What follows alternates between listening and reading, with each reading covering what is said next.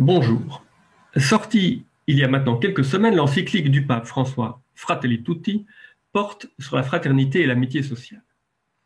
Comme Laudato Si, la précédente encyclique, elle est placée sous la figure de saint François d'Assise, un saint très important pour Jorge Bergoglio, puisqu'il lui a emprunté son nom de pape.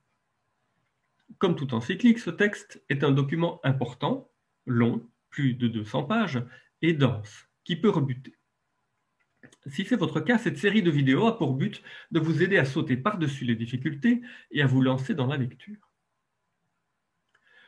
Aujourd'hui, nous nous intéresserons à l'introduction et à la table des matières. Les autres vidéos passeront en revue chacun des chapitres. Deux petites remarques méthodologiques pour commencer. Tout d'abord, munissez-vous du texte de l'encyclique. Si vous n'avez pas d'édition papier sous les yeux, vous pouvez télécharger le texte sur le site du Vatican. Vous trouvez l'adresse à l'écran. Deuxième remarque, n'hésitez jamais à mettre la vidéo sur pause, en particulier lorsqu'il vous est demandé de faire un exercice, ou à revenir en arrière. Une encyclique est une lettre adressée par le pape aux évêques et à l'ensemble des fidèles. Elle est destinée à présenter la position officielle de l'Église catholique, donc pas seulement la position du pape, sur un thème précis. Nous l'avons dit, le thème de Fratelli Tutti est la fraternité. Ce sont d'ailleurs les deux premiers mots de l'introduction, Fratelli Tutti, tous frères. C'est par ces mots que François d'Assise interpellait les chrétiens pour leur proposer un mode de vie au goût de l'Évangile, à savoir vivre d'un amour qui surmonte les barrières de la géographie et de l'espace. C'est au numéro 1 de l'encyclique. Le programme de toute l'encyclique est donné ici. Surmonter les frontières grâce à l'amour fraternel. Ce programme, François d'Assise l'a mis en pratique. En pleine croisade, il part en Égypte chez le sultan Malik el-Kamil afin de témoigner de l'amour de Dieu pour tous les humains. Pourquoi faisait-il cela? Le numéro 4 de l'encyclique donne la réponse. Je cite, « Là, François a reçu la vraie paix intérieure, s'est libéré de tout désir de suprématie sur les autres, s'est fait l'un des derniers et a cherché à vivre en harmonie avec tout le monde. » Notons que « là » ne signifie pas seulement en Égypte, mais partout où il y a des tours de guet, des murs et des frontières.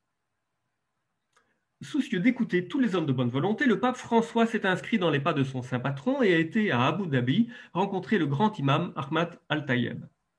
Ensemble, ils ont signé un document commun en faveur de la fraternité universelle dont cette encyclique sociale, c'est ainsi que le pape François la qualifie au numéro 6, encyclique sociale, se fait l'écho. Nous retrouvons le grand imam à la fin du texte au numéro 285. Je vous invite à lire attentivement le numéro 4 de cette encyclique, un crayon à la main.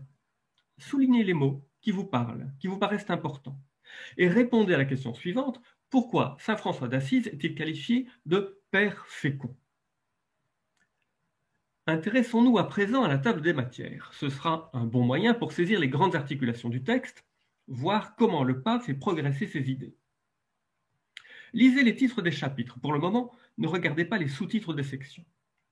Qu'est-ce qui vous frappe? Comment le monde est-il qualifié dans les chapitres 1, 3 et 4? L'introduction parle des frontières et le chapitre 2 évoque un étranger. Mais dans un monde sans frontières, est-il possible d'être étranger? Le chapitre 5 porte sur la politique. À votre avis, que faudrait-il pour que la politique soit la meilleure? Y a-t-il un lien avec le titre du chapitre 6, Dialogue et amitié sociale? Le chapitre 7 invite à cheminer pour se retrouver. Comment entendre ces mots?